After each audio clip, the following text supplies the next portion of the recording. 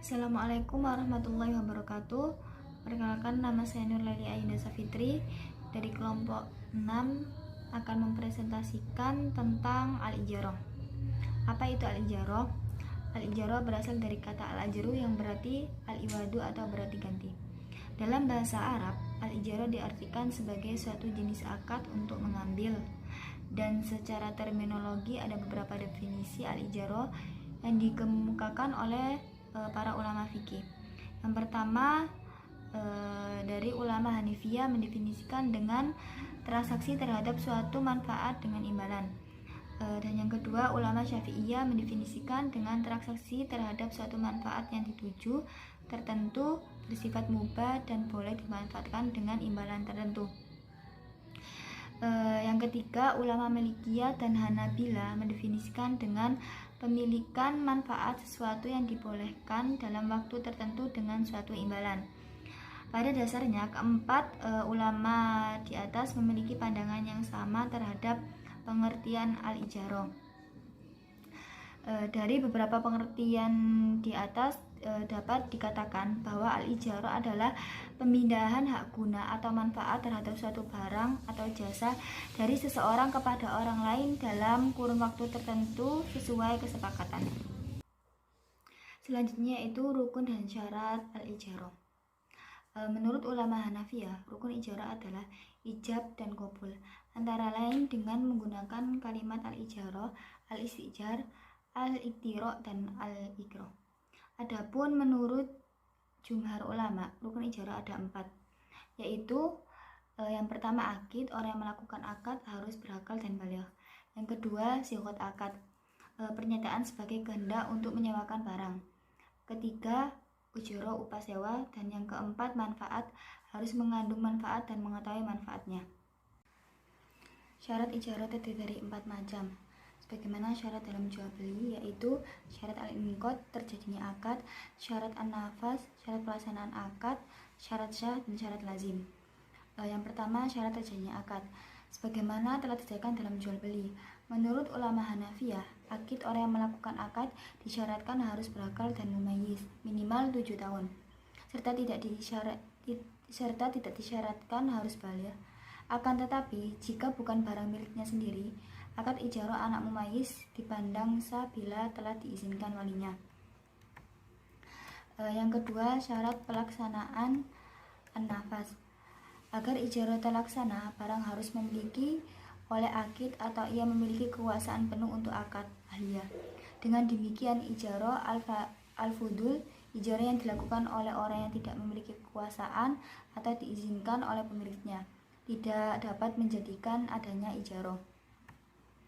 Yang ketiga, syarat sah ijarah.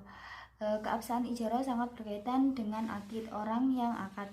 Ma'qud alaih, barang yang menjadi objek akad, ujroh, upah, dan zat akad, nafs al-aqad, yaitu adanya keriduan kedua pihak akad, dan ma'qud alaih bermanfaat dengan jelas.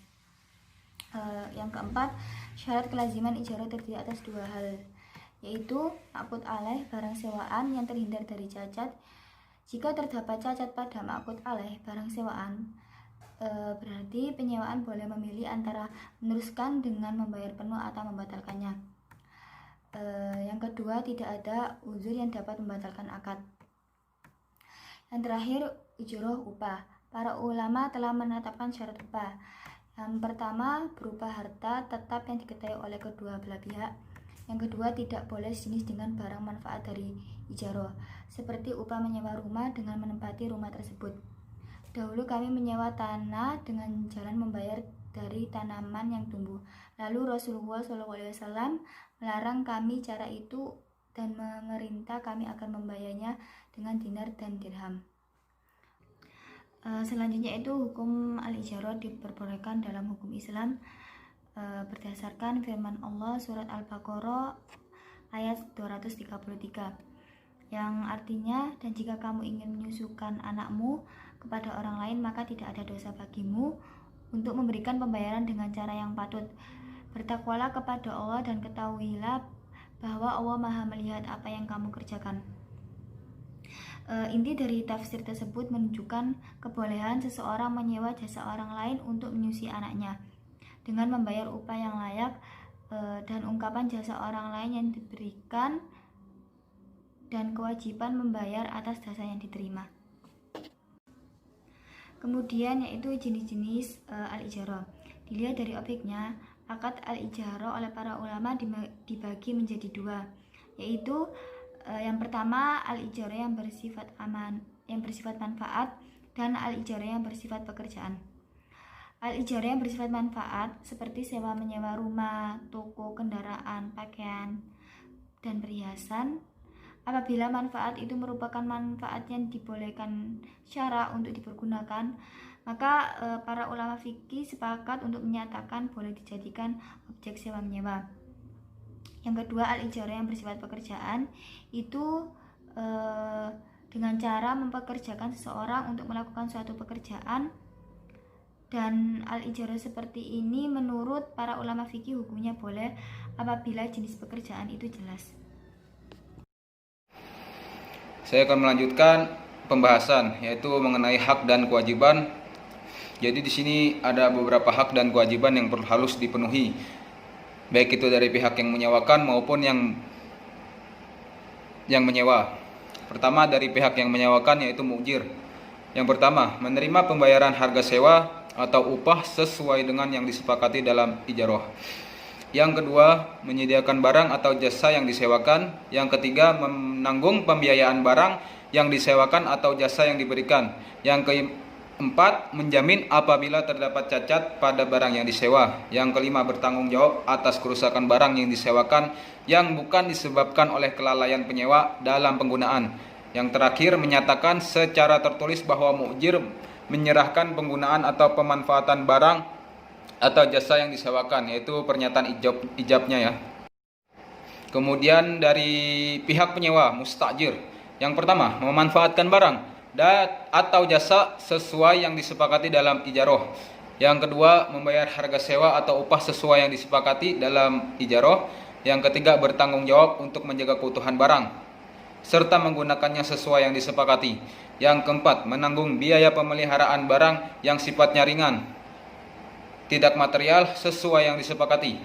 Kelima, bertanggung jawab atas kerusakan barang yang disewakan disebabkan oleh pelanggaran atau kelalaian penyewa.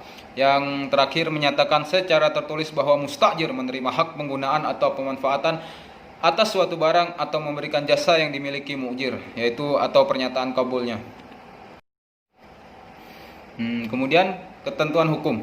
Di sini ketentuan hukum ijarah. Secara umumnya, yang pertama, objek ijarah adalah manfaat dari penggunaan barang atau jasa. Yang kedua, manfaat barang dan jasa harus bisa dinilai dan dapat dilaksanakan dalam kontrak.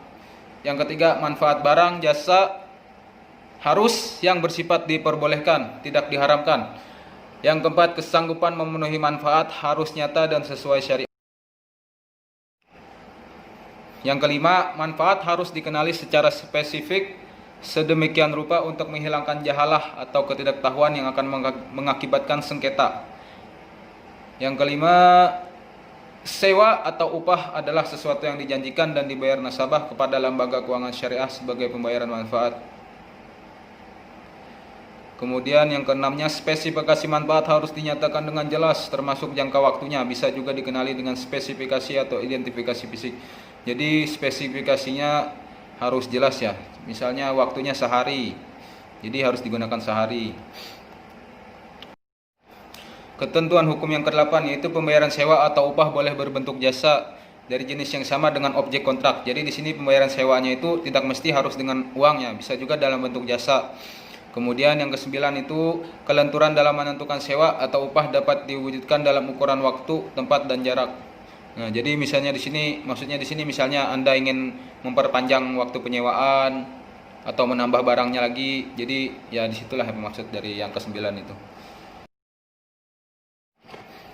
Jadi lanjut ke pembahasan yang selanjutnya, yaitu kewajiban lembaga keuangan syariah dan nasabah dalam pembiayaan ijarah. Jadi terdapat dua peran ya. Yang pertama itu sebagai pemberi manfaat barang atau jasa. Pertama, menyediakan barang yang disewakan atau jasa yang diberikan. Yang kedua, menanggung biaya pemeliharaan barang. Yang ketiga, menjamin bila terjadi cacat pada barang yang disewakan. Kemudian perannya sebagai penerima manfaat barang atau jasa. Yang pertama, membayar sewa atau upah dan bertanggung jawab untuk menjaga keutuhan barang serta menggunakannya sesuai kontrak. Yang kedua, menanggung biaya pemeliharaan barang yang sifatnya ringan, tidak materi. Yang ketiga, jika barang yang disewakan rusak bukan karena pelanggaran dari penggunaan yang diperbolehkan, juga bukan karena kelalaian pihak penerima manfaat dalam menjaganya, ia tidak bertanggung jawab atas kerusakan tersebut. Jadi jika penerima manfaat itu menerima barang tapi ada sedikit kecatatan, jadi itu bukan penerima manfaat yang menanggungnya. Jadi sebelum masuk ke dalam ketentuan tentang al-ijarah muntahiyah bitamlik, saya akan menjelaskan tentang ijarah muntahiyah bitamlik. Yaitu ijarah muntahiyah bitamlik, di sini di dalamnya terdapat dua unsur akad. Pertama, akad bai'i dan akad ijarah. Akad bai'i itu jual beli, ijarah itu sewa menyewa. Kemudian secara definisinya akad al-ijarah muntahiyah bitamlik sini yaitu adalah kepemilikan suatu manfaat atau jasa berupa barang yang jelas dalam tempo waktu yang jelas, diikuti dengan adanya pemberian kepemilikan suatu barang yang bersifat khusus dengan adanya ganti yang jelas. Kemudian ketentuan tentang al-ijarah muntahiyah bitamlik. Pihak yang melakukan ijarah muntahiyah bitamlik harus melaksanakan akad ijarah terlebih dahulu. Jadi tidak boleh bila dia belum melakukan akad ijarah terlebih dahulu. Kemudian yang kedua, janji pemindahan kepemilikan yang disepakati di awal akad ijarah adalah wa'ad atau kesepakatan yang hukumnya tidak mengikat.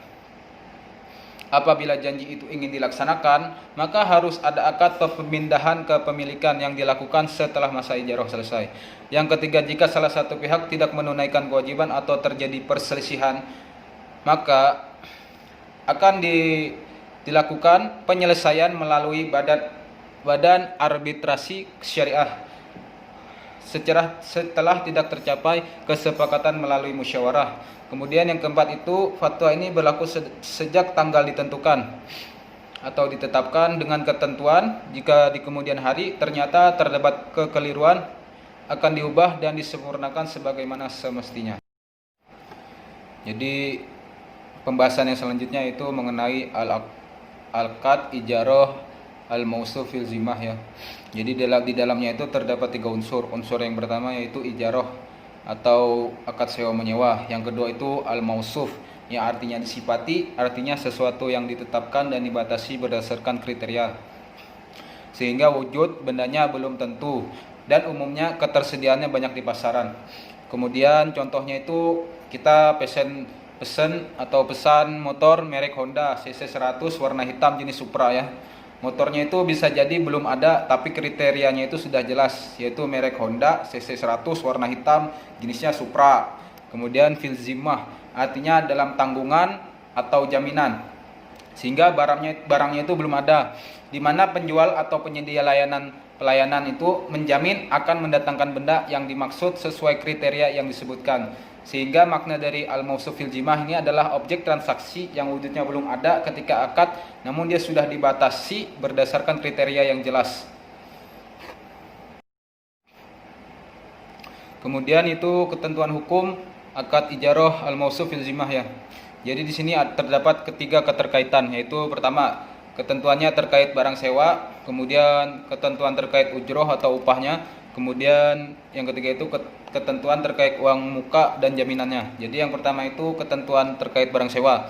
Yang pertama, kriteria barang sewa yang dideskripsikan harus jelas dan terukur spesifikasinya, seperti yang saya jelaskan tadi. Kemudian barang sewa yang dideskripsikan belum menjadi milik pemberi sewa pada saat akad dilakukan. Ya seperti para dropship atau reseller itulah. Kemudian yang ketiga itu pemberi sewa harus memiliki kemampuan yang cukup untuk mewujudkan dan menyerahkan barang yang disewa.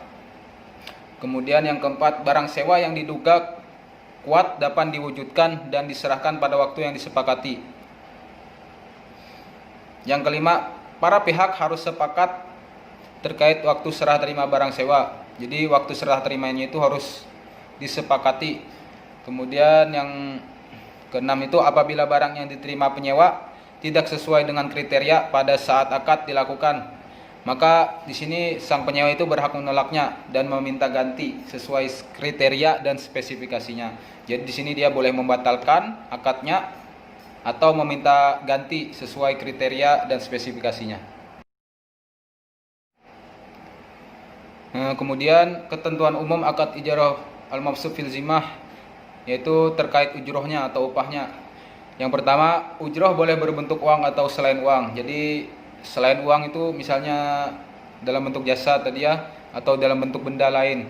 Kemudian kedua, jumlah ujroh atau upah dan mekanisme perubahannya harus ditentukan berdasarkan kesepakatan. Yang ketiga, ujroh boleh dibayar secara tunai, tanggung atau bertahap atau asuransi sesuai kesepakatan. Yang keempat, ujroh yang dibayar penyewa setelah akad diakui sebagai pemilik sewa. Jadi yang selanjutnya itu ketentuan umum akad al-ijarah mawsuf fil zimmah terkait uang muka dan jaminannya. Yang pertama, dalam akad al-ijarah al-mawsuf fil zimmah diperbolehkan adanya uang muka yang diserahkan oleh penyewa kepada pihak yang menyewakan. Jadi di sini uang muka itu sebagai bentuk kesungguhan bahwasanya dia itu mau menyewa.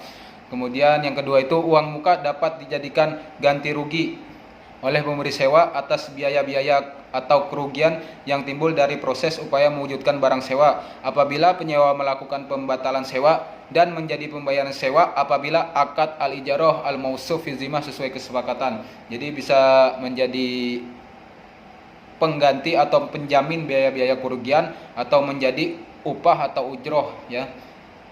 Kemudian yang ketiga itu pemberi sewa dapat dikenakan sanksi apabila menyalahi substansi perjanjian terkait spesifikasi barang sewa dan jangka waktu. Apabila di sini dia melanggarnya baik itu melanggar perjanjiannya baik itu mengenai spesifikasi barangnya ataupun jangka waktunya. Kemudian yang keempat itu apabila uang muka lebih besar dari jumlah uang kerugian, uang muka tersebut harus dikembalikan kepada penyewa. Kemudian yang kelima, dalam akad al-ijarah al-mawsuf fil zimmah dibolehkan adanya jaminan atau ar-rohon yang dikuasai oleh pemberi sewa baik secara hakiki maupun secara hukum. Jadi sekian presentasi dari kami, salah hilap mohon maaf. Jadi apabila ada pertanyaan silahkan ditanyakan. Sekian, assalamualaikum warahmatullahi wabarakatuh.